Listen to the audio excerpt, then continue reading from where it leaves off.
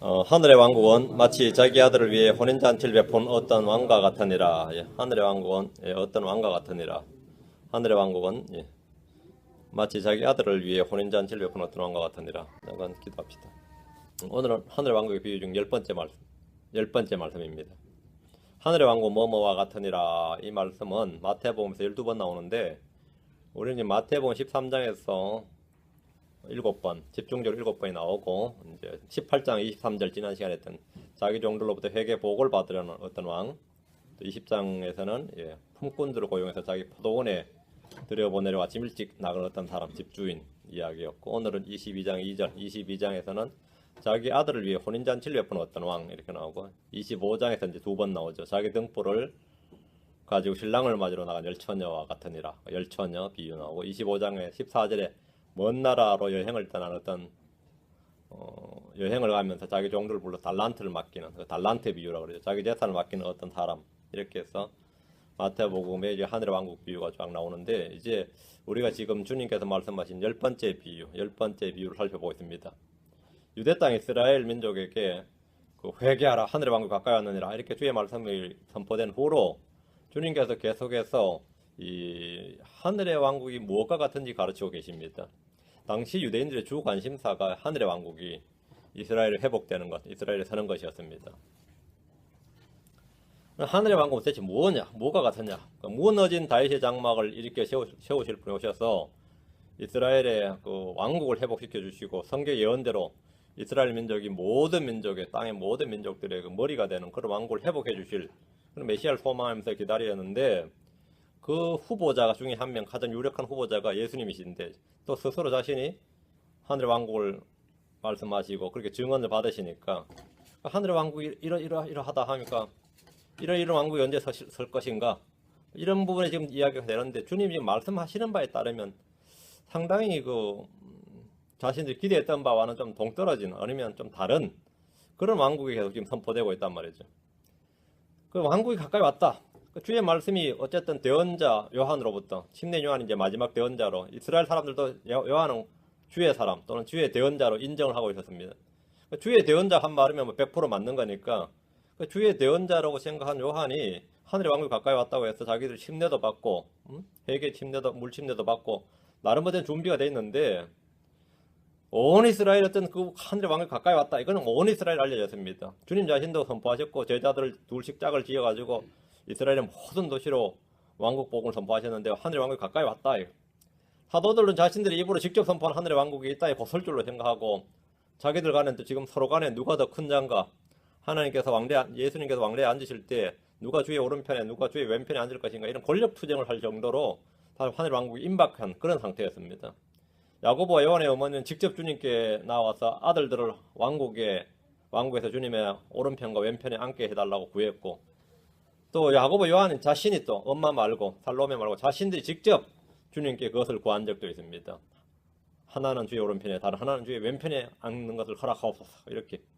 제자들의 관심은 교회가 아닙니다. 제자들은 뭐 교회에 대해서는 관심 자체도 없었고 언급 자체도 없었고 그렇다고 저 죽어서 가는 뭐 하늘왕국 그것도 제자들에게는 전혀 관심 대상이 아니었습니다. 그들의 관심은 딱 하나였습니다. 이스라엘 땅에 설 지상 메시아 왕국입니다.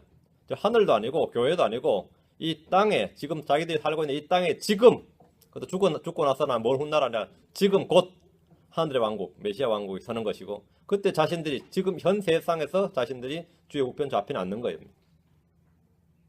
제자들의 이스라엘 사람들은 구약 성경을 통해서 하늘의 왕국이 어떤 왕국인지 잘 알고 있었습니다. 그들은 매주 회당에서 율법과 시편과 대언을 읽으면서 메시아가 오시면 세우게 될 왕국은 이스라엘 왕국이고 자신들이 왕국의 백성임을 굳게 믿었습니다. 온 세상에 흩어진 이스라엘 사람들이 다시 다 이곳으로 모여들어서 본토로 모여들고 그게 메시아 왕국의 표적입니다. 모든 이스라엘 사람들이 로마에 살든 어디 저 멀리 떨어져 살든 모든 이스라엘 사람들이 곧 이제 전부 다 귀환을 하는 거죠. 이스라엘 땅으로 귀환하고 또 의와 화평이 넘치는 그런 왕국이 그들이 믿고 있던 하늘의 왕국입니다. 이제 그런 표적들이 막 일어나야 되는 그게 지금 정사인다. 근데 지금 주님이 선포하신 하늘의 왕국의 비유는 그들이 평소 듣고 알고 믿던 것과는 전혀 달랐습니다. 우리는 지금 주 예수 그리스도께서 말씀하신 하늘의 왕국에 대해서 지금 배우고 있습니다. 이 비유를 듣고 보는 사람들, 이 말씀을 깨닫는 자들이 복이 있다고 했습니다. 우리 주님의 말씀인데, 자, 오늘 본문 말씀을 보겠습니다. 1절 2절입니다. 예수님께서 응답하여 이르시되 다시 비유로 그들에게 말씀하여 이르시되 하늘의 왕국 마치 자기 아들을 위해 혼인잔치를 베푸는 어떤 왕과 같으니라. 왕국에 관한 10번째 비유입니다. 하늘의 왕국의 비유 핵심은 어떤 사람입니다. 왕국 비유의 핵심 가르침은 주님 자신의 사역에 관한 것입니다. 주님이 어떤 일을 하실 것인지를 가르치는 것이 주제입니다. 주님은 유대인의 왕, 이스라엘의 왕으로 오셨는데 자신의 왕국을 세우시기 위해서 주님 자신이 무엇을 하시고 무슨 일을 하시고 어떤 일을 하시고 언제 그 일을 하시는지를 자기 백성들에게 알려주고 계신 것입니다.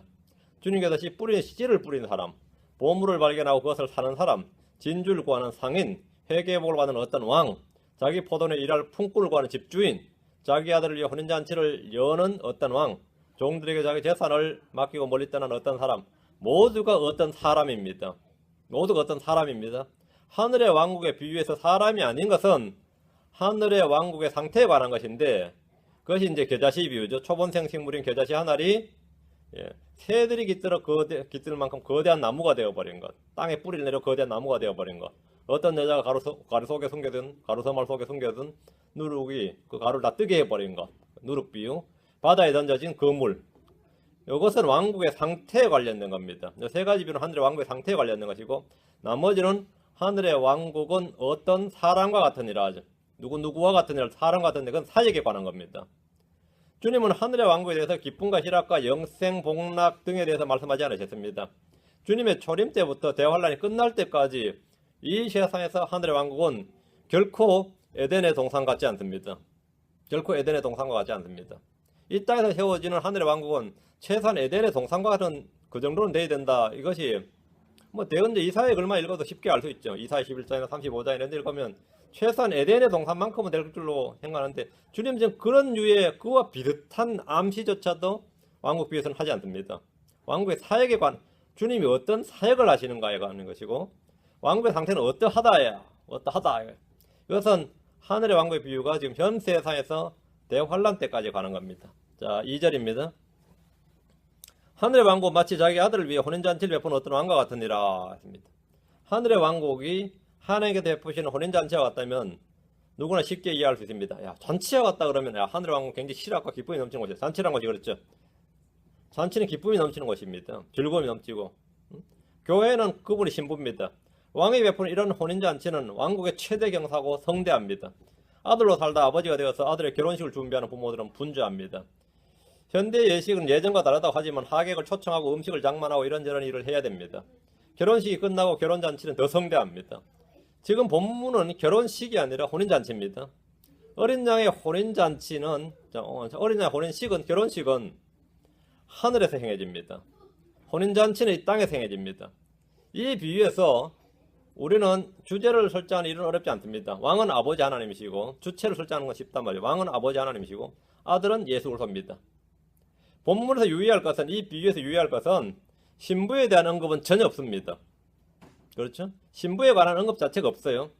왕은 아들의 신부를 구하고 있지 않습니다. 혼인 만찬은 이미 결혼한 후에 베푸는 잔치입니다. 마태복음 25장의 처녀들은 혼인식을 마치고 돌아온 신랑을 만나러 나갔지, 신랑과 결혼하기 위해서 나간 게 아닙니다. 돌아오는 신랑을 맞으러 나간 것이지, 결혼하기 위해서 신랑을 기다린 것이 아닙니다. 결혼하러 간 것이 아닙니다. 교회는 그분의 신부입니다. 하늘의 왕국에 비유해서 신부는 언급 자체가 없습니다. 여기서도 없고 마태복음 25장에서도 없어요. 신부는 아예 언급 자체가 없습니다. 많은 설교자들이 강단에서 초대받은 손님들을 마치 신랑과 결혼할 신부로 그렇게 설정을 하는데, 이것은 의도나 목적은 좋은지 몰라도 그 교리 자체는 아주 심각한 오류입니다. 혼인 만찬에 참여할 손님들이 신부란 발상 자체가 아주 웃기는 이야기입니다. 신부가 어떻게 손님이 될 수 있습니까? 손님은 신부가 될 수 없고 신부는 손님이 될 수 없습니다. 신부는 주체자지 손님이 될 수가 없습니다. 잔치에 오라고 초청장을 보냈는데 신부를 초청장 보내야 되게 말도 안 되는 이야기고, 아예 해당사항 없는 이야기인데, 이런 설정 자체가 안 되는 설정인데 어쨌든 그게 설교가 돼요. 그렇게 가르쳐지고 있단 말이에요. 손님들은 결혼한 신랑과 신부를 축하하러 가고 그 아들을 결혼시키니까 주체자 왕이니까 왕에게 경사, 축하하는 것이지 누구와 결혼하러 가는 것이 아닙니다. 열처녀 비유에서 처녀들은 신랑을 만나러 마을 밖으로 나갔지만 결혼하려고 밖으로 나간 것이 아닙니다. 교회는 한 처녀이지 열 처녀가 될 수가 없습니다. 처녀들은 아니고 손님은 더욱 아닙니다. 오늘 본문에서 손님 이야기입니다. 왕이 자기 아들을 위해 혼인잔치를 베풀었는데 이 경사스러운 일에 문제가 터졌습니다. 잔치 준비가 안 됐다든가 뭐 이런 것도 아니고 도대체 무슨 문제가 터졌어요. 이게 3절입니다. 그가 자기 종들을 보내어 결혼식에 초대받은 자들을 불렀으나 그들이 오래 하지 아니하며. 왕이 자기 종들을 보내 결혼잔치에 초대받은 자들을 불렀는데 그들이 오래 하지 아니하며. 이게 대체 뭔 일이에요? 그래도 왕조국가에서 왕이 불렀는데 안 온다 이거. 오래 하지 않았다 이거. 피치 못할 사정을 못 간다. 그게 아니라 오래 하지 않았다는 거예요. 왕조국가에서 왕이 주최하는 아들의 결혼잔치에 하객이, 그것도 초대받은 하객이 오래 하지 않는다는 것은 상상을 할 수 없는 일입니다. 그들이 오래 하지 아니하며라는 말씀은 사실 뭐 충격 그 자체 너무나 충격적인 그런 일입니다. 왕이 부른 사람들은 적대국가 사람도 아니고 원수들도 아닙니다. 초대받은 사람을 불렀는데 안 왔다 이거예요. 오래 하지 않았다. 초대받은 자들입니다. 근데 왕이 자기 종들을 보내 불렀으나 그들은 오래 하지 않았다는 겁니다. 초대받은 자들은 결혼하러 오라는 말씀이 아닙니다. 신랑과 신부는 결혼잔치의 주인공입니다. 복음 전도자들이 이 구절을 구원 초청에 흔히 사용을 합니다. 선한 의도와 목적으로 이 구절을 사용하지만 교리적 적용은 전혀 그것이 아닙니다. 주님은 자기 종들을 보내어 손님들을 불렀지 결코 신부가 될 자들을 부른 것이 아닙니다. 많은 성경 주석가들, 설교자들이 초대받은 자들을 그리스도의 신부, 교회로 설정해서 가르치고 설교하는 것은 성경적으로나 상식적으로나 전혀 말이 되지 않습니다. 혼인잔치에 참여하는 자들은 혼인식에서 돌아오는 신랑을 기다립니다.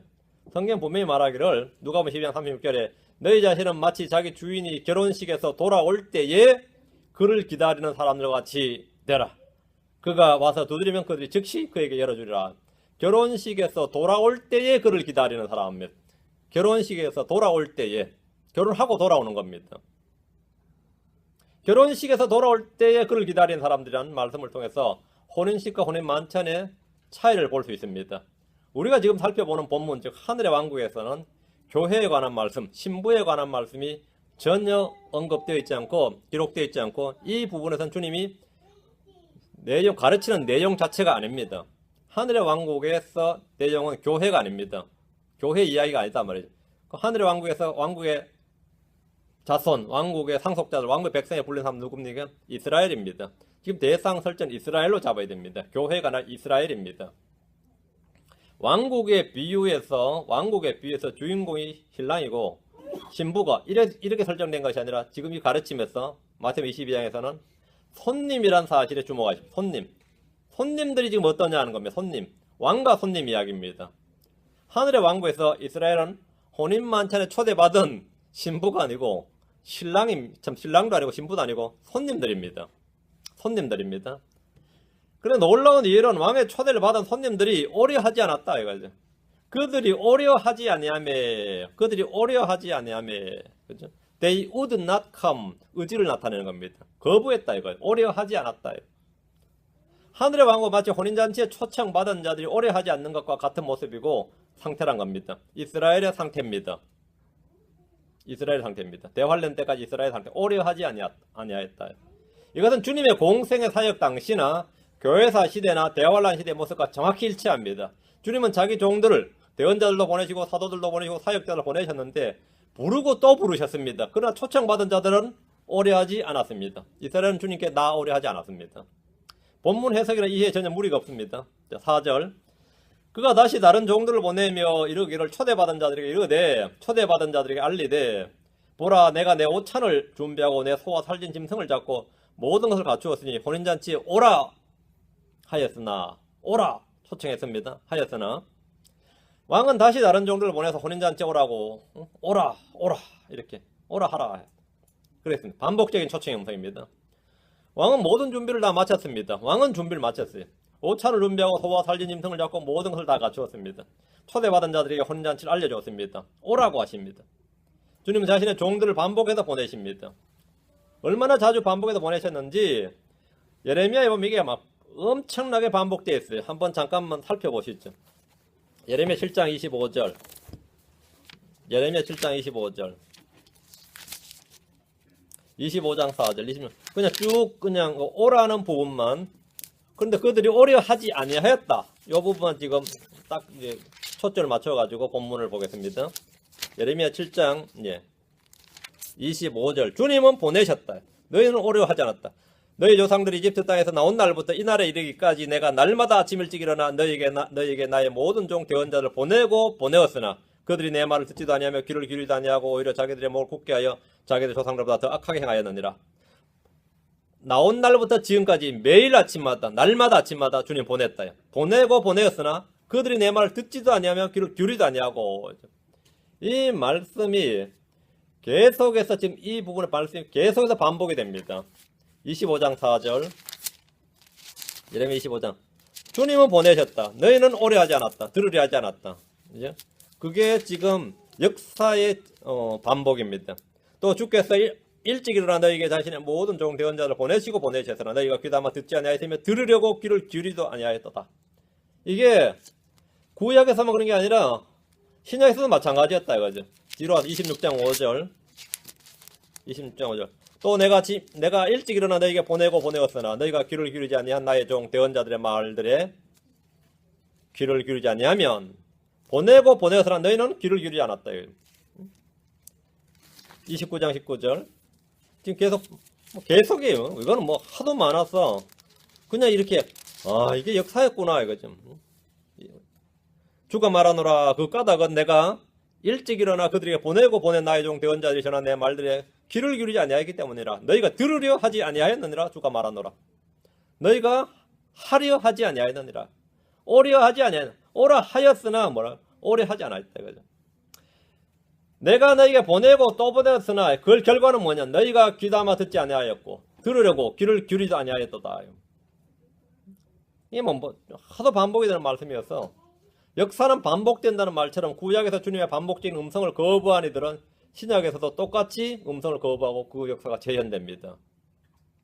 이스라엘이 왕의 초청을 거부한 것은 뭐 그들에게 불가항력적인 일이 있었기 때문에 피치 못할 일이 있어서 그런 것이 아니라 그들이 의지적으로 거부한 겁니다. 의지적으로 거부한 겁니다. 그들은 혼인잔치가 있다는 소식조차 듣지 못한 사람들이 아닙니다. 차라리 이방인들이라면 뭐 초대받은 적도 없고 들어본 적도 없고 혼인식이 있긴 있었나요? 이 정도로 그런 이야기가 아니라 이들은 매주 들었습니다. 매주 해당해서 들었고 대언자 전파한 걸 들었습니다.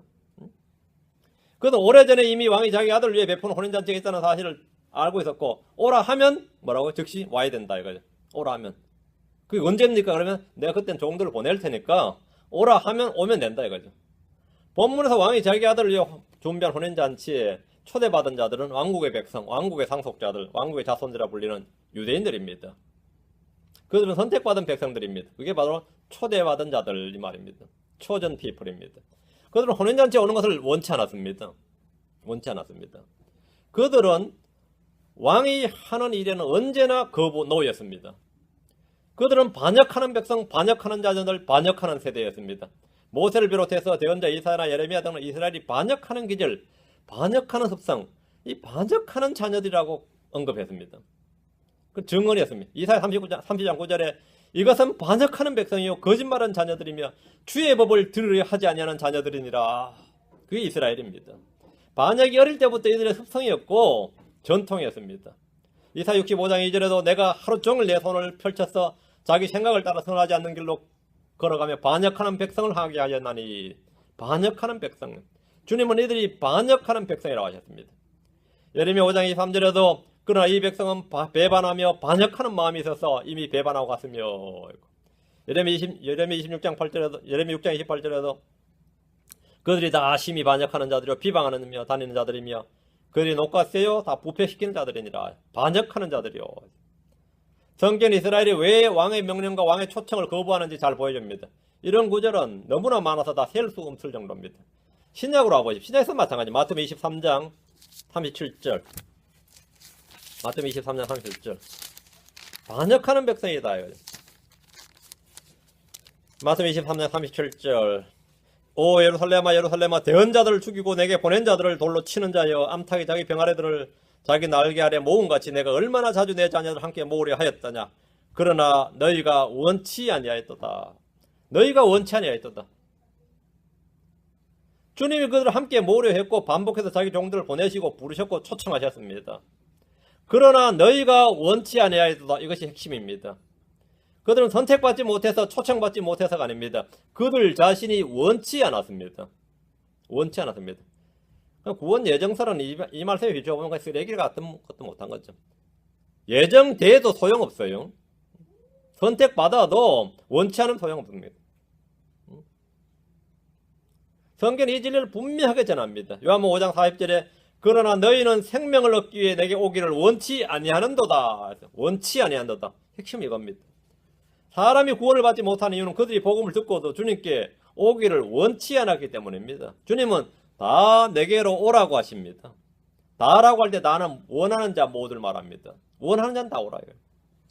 계시록 20장 17절에 성령과 신부가 말씀하시기를 오라 하시는도다. 듣는 자도 오라 할 것이요 목마른 자도 올 것이요 또 누구든지 원하는 자는 값없이 생명수를 취하라. 원하는 자는 누구든지 원하는 자는입니다. 원하는 자는. 그럼 원치 아니하였도다. 하나님은 종들을 보내서 모든 것을 갖추었으니 혼인잔치에 오라고 했습니다. 오라고 했어요. 그 결과는 뭐냐? 다시 본문으로 가서 5절 6절 22장 5절 6절 그들이 그것을 가볍게 여기고 왕이 보낸 명령 왕이 보낸 말씀을 가볍게 여기고 말 자기들의 길로 가되 하나는 자기 농장으로 가고 다른 하나는 장사로 가며 그 남은 자들은 그의 종들을 붙잡아 모욕하고 죽이니라. 기가 찰 노릇인데 이게 역사가 증명한 현실입니다. 왕의 종들이 와서 혼인만찬에 참여할 것을 다시 한번 알렸는데 그들이 보인 반응은 뭐냐? 첫째, 그들이 그것을 가볍게 여기는 겁니다. 왕의 말을 가볍게 여긴다. 왕의 말을 가볍게 여긴다. 참 상상할 수 없는 일이죠. 왕의 말을 가볍게 여긴다. 왕의 말이 있는 곳에 권위가 있습니다. 왕을 존중하고 두려워해야 마땅합니다. 그런데 초대받은 사람들은 그것을 가볍게 여겼습니다. 대언자들의 말을 가볍게 여기고 사도들이 전하는 주의 말씀을 우습게 여겼습니다. 그들은 각자 자기들의 길로 갔습니다. 하나는 자기 농장으로 가고 하나는 장사로 갔습니다. 뭐 왕이 오라 뭐 왕이 초청 명령 있는 건 아주 농장 가고 장사로 가는 일보다 더 가볍게 여긴 겁니다. 왕의 말씀, 왕의 명령에 떠는 이는 아무도 없습니다. 오늘날 주의 말씀을 업신여긴 이들, 주의 말씀을 조롱한 애들이 사실 넘쳐납니다. 그들은 주께서 보낸 종들이 무엇이라고 말해도 농담으로 여기거나 조롱하며 저마다 자기 길로 갑니다. 그런데 거기서 끝나는 게 아닙니다. 그 남은 자들은 그의 종들을 붙잡아 모욕하고 죽였습니다. 이건 적극적인 거죠. 또 무시하는 정도가 아니라 적극적으로 모욕하고 죽였다. 왕의 초청을 거부하는 정도가 아니라 왕을 상대로 반역을 일삼은 겁니다. 이건 반역입니다. 하늘의 왕국은 가까이 왔고 완벽히 준비되었습니다. 그러나 왕국에 초대받은 사람들은 오래 하지 않았고 문제는 뭐예요? 백성이 준비가 되지 않았습니다. 왕의 말을 가볍게 여기고 말씀을 전한 자들을 모욕하고 죽였습니다. 침례 요한은 헤롯에게 목뱀을 당해 죽었습니다. 야고보는 헤롯에게 죽었는데 유대인들이 그걸 기뻐하는 걸 보고 베드로까지 잡아다가 죽이려고 했습니다. 죽이니까 사람들이 좋아하더라. 백성들이 좋아하더라. 왕의 전령들을 왕의 종들을 잡아 죽이니까 누가 좋아하더라고요? 백성들이 좋아하더라. 좋아하더라. 기뻐하더라는 겁니다. 백성들 더 기쁘게 해주겠어? 베드로도 잡아 가뒀죠. 물론 베드로는 천사가 와서 밤에 감옥에서 탈옥했지만 탈옥입니까? 추록입니까? 하여튼 탈옥. 프리즌 브레이크가 일어났어요. 프리즌 브레이크가 일어났지만 잡아 죽이려고 했다 이거죠. 그걸 다 좋아하더라 이거죠. 스데반은 유대인들에게 돌에 맞아 죽었습니다. 사도 바울은 그들에게 붙잡혀 재판에 넘겨졌습니다. 왕은 혼인잔치에 필요한 모든 걸 갖추었지만 손님은 오지 않았고 손님을 부르러 간 종들은 죽임을 당했습니다. 이 일은 교회사 2000년을 관통하는 진리이며 대환란 때는 절정을 이룰 겁니다. 대환란 때 수많은 주의 종들이 왕국의 복음을 전하다 목배임을 당할 겁니다. 자, 7절입니다. 20장 7절. 그러나 왕이 그것을 듣고 노하여 자기 군대들을 보내어 그 살인한 자들을 멸하고 그들의 도시를 불태우며 그들의 도시를 태우며 주님의 심판입니다. 왕이 경로하여 자기 군대들을 보내어서 그 살인한 자들을 멸하고 그들의 도시를 태웠습니다. 역사적으로 이게 AD 70년에 있는 디아스포라입니다. 디아스포라는 이 말씀의 성취입니다. 예루살렘이 완전히 불탔습니다. 예루살렘이 불타는데 그냥 불만 탄 것이 아닙니다. 유대 역사학자 요세푸스의 기록에 따르면 예루살렘이 막 집집마다 다 불이 타는데 성전도 뭐 작살났죠. 그런데 사람을 얼마나 많이 죽였는지 그 도시에서 죽은 사람들의 피가 강을 이루어서 불타는 집들의 불이 사람들이 흘린 피에 의해서 꺼지더라 이렇게 돼 있어요. 죽은 사람들의 피가 불타는 집에 불을 끌 정도였다 해서. 어떤 성문은 피가 너무 많이 흘러서 돌문으로 막았는데 돌문을 넘쳐서 피가 흘렀다. 얼마나 예루살렘 거주민이 많이 죽었는지 알 수 있을 겁니다. 얼마나 많이 죽었는지. 그리고 막 방화가 일어났는데 그 방화가 피해서 꺼지더라 이렇게. 이게 바로 지금 7절 말씀이 역사적으로는 AD 70년에 있었던 디아스포라입니다. 이런 예언적으로는 대환란 때입니다. 대환란 때도 마찬가지입니다. 왕의 초청을 거부하고 그분의 말씀을 가볍게 여기고 말씀을 전하던 종들을 붙잡아 죽인 피해 대가는 주님께서 철저하게 갚아주십니다. 왕의 명령을 거부한 유대인들은 왕국의 상속자, 왕국의 자손들로서 정작 하늘의 왕국은 고사하고 살고 있던 땅과 터전과 가족들까지 다 잃어버리고 자신들의 생명도 잃어버리고 그나마 살아난 자들은 온 세상으로 흩어져서 이방인들에게 철저히 짓밟히는 신세가 되었습니다. 이들은 왕이 준비한 잔치에 참여하는 대신에 왕이 이번엔 군대의 죽임을 당했습니다. 빛을 거부하면 번개가 되어 돌아온다는 말처럼 이들은 혼인만찬에서 포도즙을 마시는 대신에 자신들의 피를 뿌려야 했습니다. 예언적으로 이 구절은 대환란에 적용됩니다. 야곱의 고난이라 불린다. 제이콥스 트러블스라. 야곱의 고난이라 불리는 때에 왕의 초청을 거부한 이스라엘은 왕의 진노를 받아 멸망합니다. 초청장을 받을래 멸망일 거예요. 초청장을 받아 오거나 아니면 뭐라고요? 왕이 이번에 군대에 죽거나 합니다. 끔찍한 이야기죠. 8절입니다. 2장 8절. 그 뒤에 자기 종들에게 이르되 결혼식은 준비되어 있으나 초대받은 자들이 합당하지 아니하니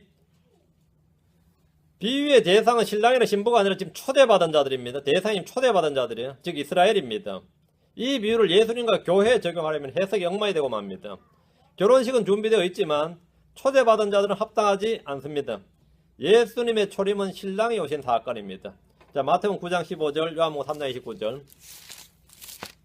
예수님은 언제나 신랑입니다. 마태복음 9장 15절. 재림 때만 그런 게 아니라 초림 때도 신랑입니다. 마태복음 9장 15절. 예수님께서 그들에게 이르시되 신랑이 혼인방 아이들과 함께 있을 동안에 그들이 애고할 수 있겠느냐. 그러나 날들이 이르리니 그들이 신랑을 빼앗기리니 그때는 그들이 금식할 것이니라. 신랑이 혼인방 아이들과 함께 있을 동안에 신랑이 예수님 자신이 신랑이고 신랑이 빼앗길 날이 온다. 예수님 자신이 죽음을 말하는 겁니다. 주님께서 유대인들에게 자신이 신랑이고 제자들이 혼인방 아이들이라고 하셨습니다. 제자들이 바리새인이라 서기관들처럼 금식을 하지 않는 것은 신랑이 혼인방 아이들과 함께 있기 때문이라는 겁니다. 제자들은 예수님과 함께 있을 동안은 금식할 일이 전혀 없었습니다. 할 필요도 없고 해서도 안 됩니다. 아무도 이 기간은 금식하지 않습니다. 빼앗길 날이 온다 이거죠. 그 예수님이 죽으심이죠. 요한복음 3장 29절. 요한복음 3장 29절. 신부를 얻는 자는 신랑이나 서서 그의 말을 듣는 신랑의 친구가 신랑의 음성으로 인하여 크게 기뻐하나니 그런즉 나의 이 기쁨이 성취되었노라. 신부를 얻는 자는 신랑이다. 예수님이죠. 그의 말을 듣는 신랑의 친구가 신랑의 친구 침례 요한입니다. 신랑의 친구가 신랑의 음성으로 인하여 예수님을 인하여 크게 기뻐하나니 그래 나의 이 기쁨이 성취되었노라. 침례 요한은 예수님을 걸어서 신랑이고 자신을 신랑의 친구라고 합니다. 초림 때 이 땅에 오신 예수님은 신부를 얻는 신랑입니다. 예수님은 신랑으로서 자신의 죽음을 통해서 자기 몸에서 신부를 취하십니다. 첫사람 아담의 몸에서 아내를 취했듯이 마지막 아담이신 예수님은 자신의 몸에서 신부인 교회를 얻습니다. 예수님의 죽으심, 그 갈비뼈에서 신부가 나옵니다. 교회는 그분의 몸이고 우리는 그분의 살과 뼈들에 속한 지체들입니다. 결혼식은 준비되었으나 이 말씀은 이미 교회를 얻은 시점을 말하고 있습니다. 결혼식은 벌써 준비가 완료되었습니다. 문제는 초대받은 자들이 합당하지 않습니다. 그들은 아무도 오래하지 않았고 주께서 보낸 종들을 마저 죽여버렸기 때문입니다. 하늘의 왕국에 합당한 자들은 회개하고 회심한 자들입니다. 자기를 낮추고 자기 십자가를 지고 주님을 따르는 자들입니다. 의를 행하고 의로 인하여 박해를 받는 자들, 그들이 합당한 자들입니다. 온유한 자는 땅을 상속받습니다. 하늘의 왕국은 영이 가난한 자들의 것입니다. 초대받은 자들은 이런 것들과는 너무나 거리가 멀었습니다. 이거는 너무나 거리가 멀었다 이거죠. 그 합당하지 않다 이겁니다. 자, 9절 10절입니다. 그런즉 너희는 큰 길로 나가서 만나는 자들을 다 혼인잔치에 초대하라 하며 이에 그 종들이 큰 길로 가서 나쁜 자든 좋은 자든 다 만나는 대로 함께 모아 오니 결혼식에 손님들이 가득하더라. 주님은 처음에 제자들을 이스라엘에 잃어버린 양들에게 보내셨습니다. 이스라엘에 잃어버린 양들에게만 가라고 하셨어요. 왕국의 복음은 이스라엘에게만 선포되었습니다. 은혜의 복음 역시 먼저 예루살렘과 유대에 선포하도록 하셨습니다. 예루살렘과 유대와 사마리아 땅끝까지 순서가 예루살렘부터입니다. 유대인들이 가장 먼저 복음을 들었습니다. 그런데 그들은 하늘의 왕국으로 거부하고 하나님의 왕국도 거부했습니다. 둘 다를 거부했습니다. 하늘의 왕국도 거부했고 하나님의 왕국도 거부했어요. 이제 주님은 종들에게 너희는 큰 길로 나가서 만나는 자들을 다 혼인잔치에 초대하라 이렇게 명하셨는데 이 말씀은 땅끝까지 이르러 온 세상에 나가서 모든 민족들에게 온 세상의 모든 창조물들에게 복음을 선포하라는 말씀에 잘 드러나 있습니다. 땅끝까지 이르러 사도행전 8절이죠. 온 세상에 나서 모든 민족들에게 마태복음 28장 20절이죠. 온 세상의 모든 창조물에게 복음을 전파하라. 마가복음 16장에는 이렇게 온 세상 모든 창조물 모든 민족들에게 말씀을 전하게 하셨습니다. 다 초대하라. 종들이 큰 길로 가서 나쁜 자든 좋은 자든 다 만나는 대로 함께 모았습니다. 혼인잔치에 모인 사람들 중에서는 좋은 자도 있고 나쁜 자도 있습니다. 하늘의 왕국 위에서는 알곡과 가라지가 있고 좋은 고기와 나쁜 고기가 있고 좋은 자와 나쁜 자가 함께 있습니다. 이 구절은 왕이 베푼 혼인잔치가 저 하늘에서 열리는 것이 아니라 땅에서 열린다는 사실을 분명하게 보여줍니다. 하늘에서 좋은 자 나쁜 자 있다. 이건 말이 안 되는 거죠. 하늘에서는 그런 게 없습니다. 땅에서입니다. 땅에서. 11절 12절 왕이 손님들을 보러 들어갈 때에 거기서 결혼식 예복을 입지 않은 한 사람을 보고 그에게 이르되 친구여 어찌 내가 결혼식 예복을 입지 않고 여기 들어왔느냐 하니 그가 아무 말도 못하고 늘 왕의 혼인잔치에 들어온 손님들은 아무나 데려왔습니다. 아무나 데려오라고 그랬으니까 아무나 데려온 거지. 종들이 지 마음대로 그렇게 아무나 데려온 건 아니에요. 주님께서 아무나 데려오라고 했어요. 아무나 데려왔고 당연히 참석한 자들은 아무나 들어왔어요. 당연히. 손님들 중에는 결혼식 예복을 입지 않는 사람도 당연히 있었겠죠. 아무나 데려왔으니까. 왕은 그에게 친구요 어찌 내가 결혼식 예복을 입지 않고 여기 들어왔느냐 하면 정상적으로 답변은 어떻게 해요? 오라고 해서 왔다고 하면 되죠. 왕의 종들이 나를 불렀어. 내가 길 가는데 불러서 오라고 해서 여기 왔다고. 근데 왕은 이제 물었어요. 어째 내가 결혼식 예복을 입지 않고 여기 들어왔느냐고 물었는데 왕의 혼인잔치에 초대받은 손님들은 모두 왕이 지급하는 결혼식 예복을 입어야 됩니다. 예복은 의를 말합니다. 성경에서 옷은 의를 예표하는데 우리의 의는 다 누더기와 같습니다. 결혼식 예복은 하나님의 의, 그리스도로 옷 입는 것이고 새 사람을 입는 겁니다. 이것은 믿는 자들에게 값없이 주어지는 선물입니다. 왕은 손님들에게 분명히 결혼식 예복을 다 지급했습니다. 신부에게가 아닙니다. 지금 신부가 아니에요. 손님들입니다. 손님들에게 결혼식 예복을 줬다 이거죠. 분명히 왕은 다 지급했어요. 그 계산 착오했다 아니면 행정 업무에 착오했다 그게 지금 아니다 말이죠. 자, 계시록 6장 11절 7장 9절입니다. 성경 분명히 다 지급했습니다. 지급 못 받은 사람은 뭐죠? 이 사람은 아닌 겁니다. 계시록 6장 11절 계시록 6장 11절 그분께서 그들에게 각각 흰 예복을 주시며 여기 각각에다가 언더라인 주님께서 뭐 every one of them everyone 모든 사람에게 각각 개개인에게 그분께서 그들에게 각각 흰 예복을 주시며 또 그들의 동료 종들과 형제들도 그들처럼 죽임을 당해 그 수가 찰 때까지 그들이 아직 조금 더 안식해야 한다고 그들에게 말씀하시더라. 주님은 분명히 예복을 주셨습니다. 각각 모두에게 주셨어요. 오른쪽 7장 9절 이 일 뒤에 내가 보니 보라 아무도 능히 세울 수 없는 큰 무리고 모든 민족과 족속과 백성과 언어였어. 여기는 유대인이 아니죠. 모든 민족 족속 백성 언어라 했으니까 나온 큰 무리가 흰 예복을 입고 손에 종려나무 가지를 들고 왕자 앞과 어린이 앞에 서서 분명히 흰 예복을 입고 있습니다. 대환란 때 나온 성도들은 모두 주님이 지급해준 흰 예복을 입고 있습니다. 어떤 경우에든지 하늘에 오를 사람 중에서야 흰 예복을 안 입고 올라갈 사람 당연히 없습니다. 왕은 옷을 지급했습니다. 그에게 어찌 내가 결혼식 예복을 입지 않고 여기 들어왔느냐 이렇게 물었는데 그 그가 아무 말도 하지 못했다 했습니다. 아무 말도 하지 못했다.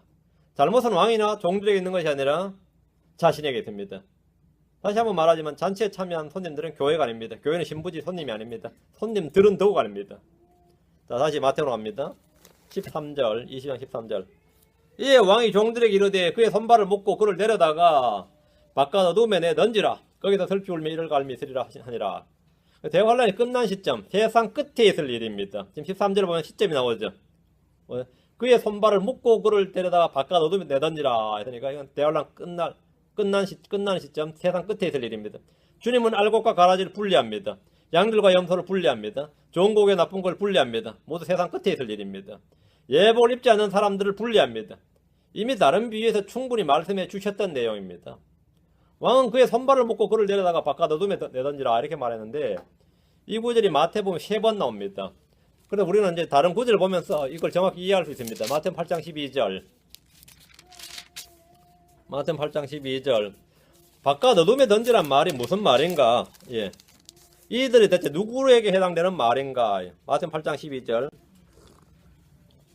왕국의 자손들은 바깥 어둠 속으로 쫓겨날 것이요 거기서 슬피 울며 이를 갈미 있으리라 하시니라. 왕국의 자손들이 이랬죠. 왕국의 자손들이 바깥 어둠 속으로 쫓겨날 것이요. 유대인들입니다. 왕국의 자손들은 육신적, 혈통적 유대인들입니다. 그들은 왕국의 복음을 거절했고 왕국의 사역자들을 모욕하고 붙잡아 죽임으로써 바깥 어둠 속으로 쫓겨날 것입니다. 그들은 왕이 준 예복인 그리스도를 옷 입지 않았습니다. 그들은 바깥 어둠 속으로 쫓겨납니다. 25장 30절. 25장 30절.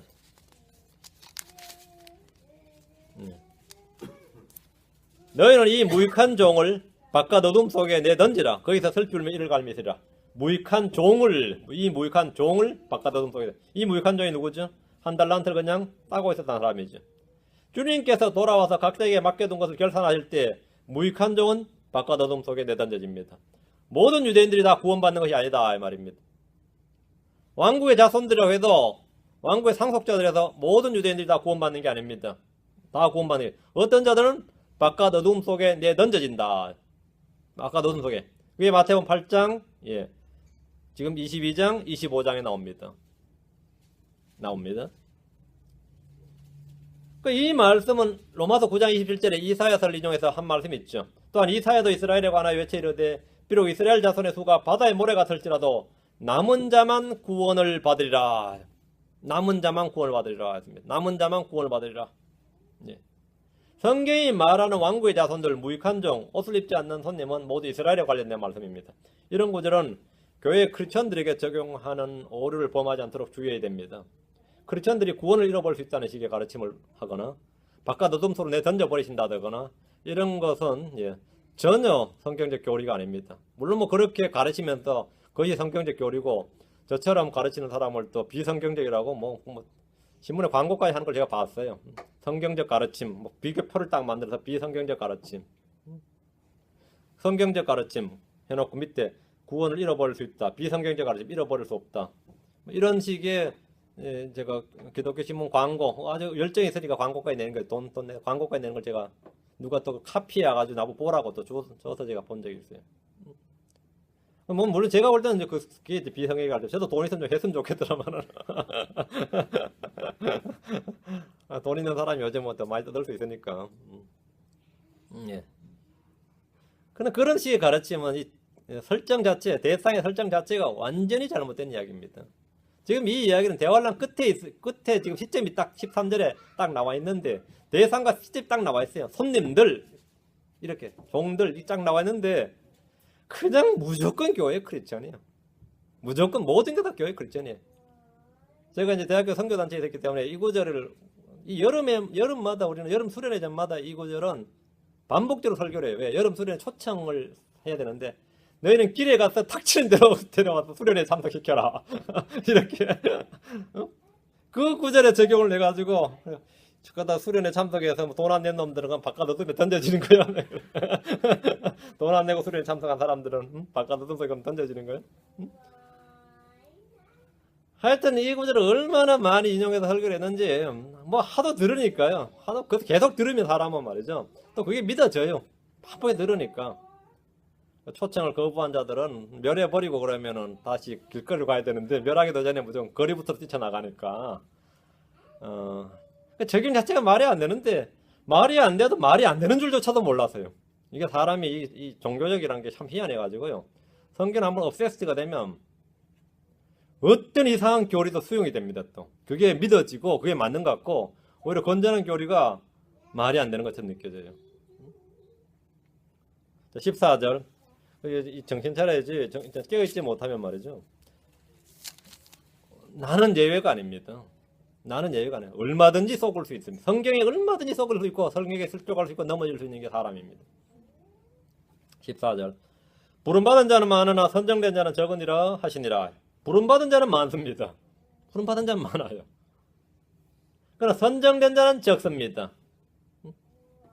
부름받은 자는 많으나 선정된 자는 적으니라. 참 말씀이 참 절묘한 한마디인데 이런 거는 이제 예정설에 따르면 어떻게 되죠?